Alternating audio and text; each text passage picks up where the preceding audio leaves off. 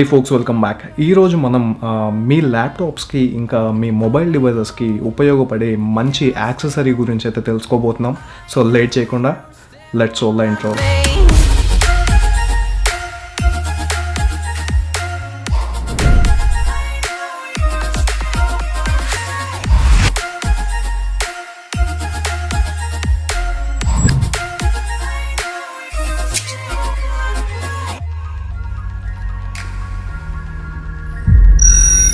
2018లో చాలా మందికి కోపం తెప్పించే ఒకే ఒక నోటిఫికేషన్ లో పవర్ ఇండికేషన్ అండి. ఈ నోటిఫికేషన్ నుంచి తప్పించుకోవాలనుకుంటే మాత్రం మనం డెఫినెట్గా ఒక మంచి పవర్ బ్యాంక్కి ఓనర్ కావాల్సిందే. సో ఈ రోజు మనం ఈ Rao power 26,800 mAh power bank అయితే రివ్యూ చేయబోతున్నాము. 2018లో ల్యాప్టాప్స్ ఇంకా మొబైల్ ఫోన్స్ ని చాలా స్లిమ్ అండ్ స్లీక్ గా అయితే డిజైన్ చేస్తున్నారు. డివైసెస్ మనకి స్లిమ్ గా ఉండాలనుకుంటే మాత్రం సో డెఫినెట్ గా బ్యాటరీ పార్ట్ అయితే కొంచెం తగ్గించాల్సి ఉంటుంది. పవర్ బ్యాంక్ మనకి ఏదైనా ఎమర్జెన్సీ ఆర్ నీడీ సిచ్యువేషన్ లో మనకి చాలా బాగా ఉపయోగపడుతుంది. ఈ బాక్స్ లోపల మెయిన్ గా 6,800 mAh power bank with micro USB అలాగే యూఎస్బిసి ఛార్జింగ్ కేబుల్ తో పాటు మనకి పవర్ బ్యాంక్ కోసం ఒక మంచి పౌచ్ కూడా ఇంక్లూడ్ చేశారు. మిగతా పవర్ బ్యాంక్స్ లాగే దీంట్లో కూడా అన్ని స్ట్రైట్ ఫార్వర్డ్ ఫంక్షనాలిటీస్ అయితే ఉంటాయి. ఇందులో ఐస్మార్ట్ 2.0 టెక్నాలజీ అయితే ఇంక్లూడ్ చేశారు. అంటే ఏంటంటే మీ డివైస్ కి ఎంత పవర్ అయితే కావాలో అంత పవర్ ని మాత్రమే ఈ పవర్ బ్యాంక్ అనేది సప్లై చేస్తుంది. ఈ పవర్ బ్యాంక్ మనకి క్వాల్కమ్ క్విక్ ఛార్జ్ 3.0 కి సపోర్ట్ చేస్తుంది.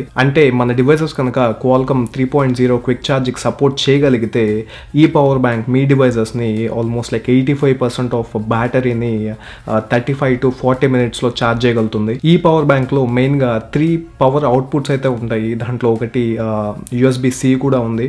దాంతోపాటు నార్మల్ ట్రెడిషనల్ USB పోర్ట్స్ కూడా ఉన్నాయి. సో ఈ రెండు USB పోర్ట్స్ అయితే ఐస్మార్ట్ టెక్నాలజీకి పనిచేస్తాయి. సో మీరు ఏ డివైస్ ప్లగ్ చేసినా కానీ దానికి కావాల్సిన ఇన్పుట్ అయితే ఇస్తుంది. ఇంకొక USB పోర్ట్ ఏంటంటే అవుట్పుట్ పోర్ట్ ఏంటంటే USB-C అండి. సో ఇది అమేజింగ్ ఫీచర్ అనే చెప్పుకోవచ్చు. ఎందుకంటే ఒకవేళ మీ ల్యాప్టాప్స్ USB-C ఎనేబుల్డ్ అయితే మీ ల్యాప్టాప్స్ని కూడా ఈ పవర్ బ్యాంక్ యూస్ చేసి డైరెక్ట్గా ఛార్జ్ చేయొచ్చు. ఇందులో పవర్ డెలివరీ అనే అమేజింగ్ ఫంక్షనాలిటీ అయితే ఉంది. సో ఈ పవర్ డెలివరీ ద్వారా మనం పవర్ బ్యాంక్ నుంచి మీ ల్యాప్టాప్కి 30 watts పవర్తో అయితే ఛార్జ్ చేయొచ్చు. మ్యాక్బుక్ ప్రో ఇలాంటి ప్రో ల్యాప్టాప్స్ అన్ని ఆల్మోస్ట్ లైక్ 70% అలా ఛార్జ్ అవుతుంది. టోటల్ అయితే ఛార్జ్ కాదు. సో ఎమర్జెన్సీ సిచ్యువేషన్స్లో మీ ల్యాప్టాప్ని కూడా ఛార్జ్ చేసుకునే ఫెసిలిటీ అయితే ఈ పవర్ బ్యాంక్స్లో వచ్చేసాయి. రావ్ పవర్ చెప్పడం ప్రకారం అయితే ఐఫోన్స్ని 9 times ఇంకా ఐప్యాడ్ ఎయిర్ కానీ ఐప్యాడ్స్ని 2 times దాకా రీఛార్జ్ చేస్తున్నామని చెప్తున్నారు. మనకి day to day general mobiles కానీ తీసుకున్నట్లయితే 3,000 to 3,500 mAh బ్యాటరీస్ అయితే ఉన్నాయి. ప్రస్తుతం మన కన్జ్యూమర్ మార్కెట్లో ఉన్న డివైజెస్కి అయితే 3,000 to 3,500 mAh ఉన్న బ్యాటరీస్తో ఉన్నాయి.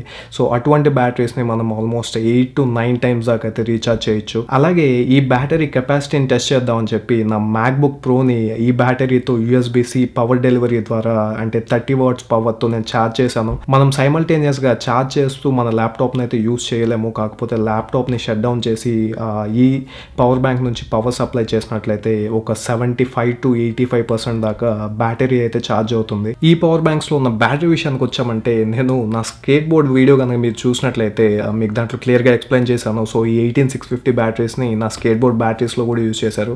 సో ఈ సేమ్ కైండ్ ఆఫ్ 18650 బ్యాటరీస్ని మన ఈ పవర్ బ్యాంక్లో కూడా యూజ్ చేశారు. ఈ పవర్ బ్యాంక్లోనే కాదు, మ్యాక్సిమం చాలా పవర్ బ్యాంక్స్లో ఈ 18650 బ్యాటరీస్ని యూజ్ చేశారు. ఇప్పటిదాకా ఈ పవర్ బ్యాంక్ మనకి ఎంత అవుట్పుట్ ఇస్తుంది అలాగే ఎన్ని డివైజెస్ని ఛార్జ్ చేస్తుందో తెలుసుకున్నాము. సో ఇప్పుడైతే ఈ పవర్ బ్యాంక్ని ఎలా రీఛార్జ్ చేయాలనేది తెలుసుకుందాం. నార్మల్గా ఈ పవర్ బ్యాంక్ని రీఛార్జ్ చేయాలంటే 2 ways ఉన్నాయి. ఒకటి మైక్రో యూఎస్బి కేబుల్ నుంచి ఛార్జ్ చేయొచ్చు, ఇంకోటి USB-C నుంచి అయితే డైరెక్ట్గా ఛార్జ్ చేయొచ్చు. నా మ్యాక్బుక్ ప్రో ఛార్జర్ని యూజ్ చేసి కూడా నేను దీన్ని రీఛార్జ్ చేయొచ్చు. సో అదే అండి USB-Cకి ఉన్న స్పెషాలిటీ.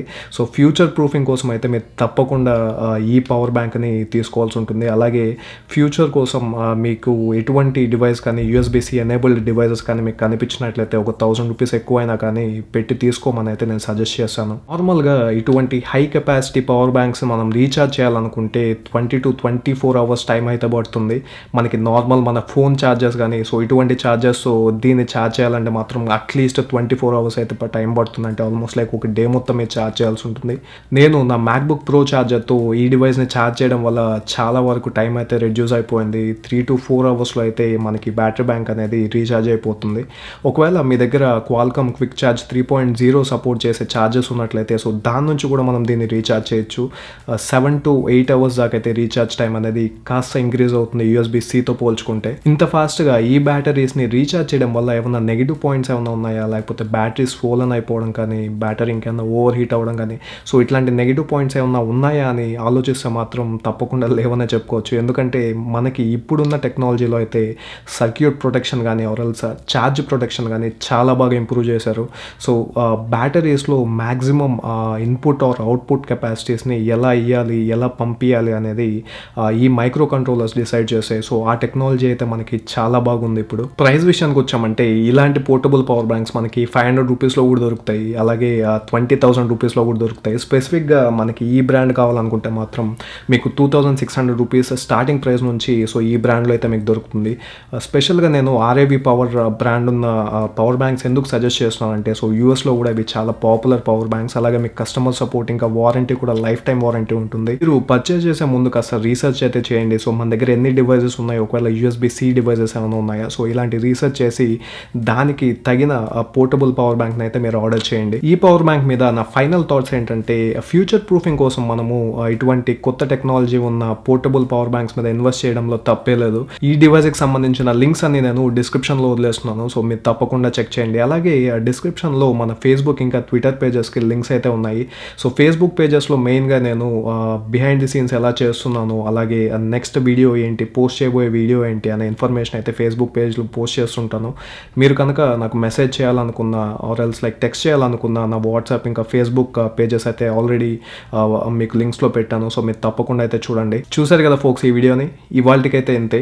ఈ వీడియోని తప్పకుండా మీ ఫ్రెండ్స్తో షేర్ చేసి అలాగే వాళ్ళని మన ఛానల్లో ఉన్న ప్రీవియస్ వీడియోస్ని కూడా ఒకసారి చెక్ చేయమని చెప్పండి. This is your Vamshi signing off until next video. Peace out.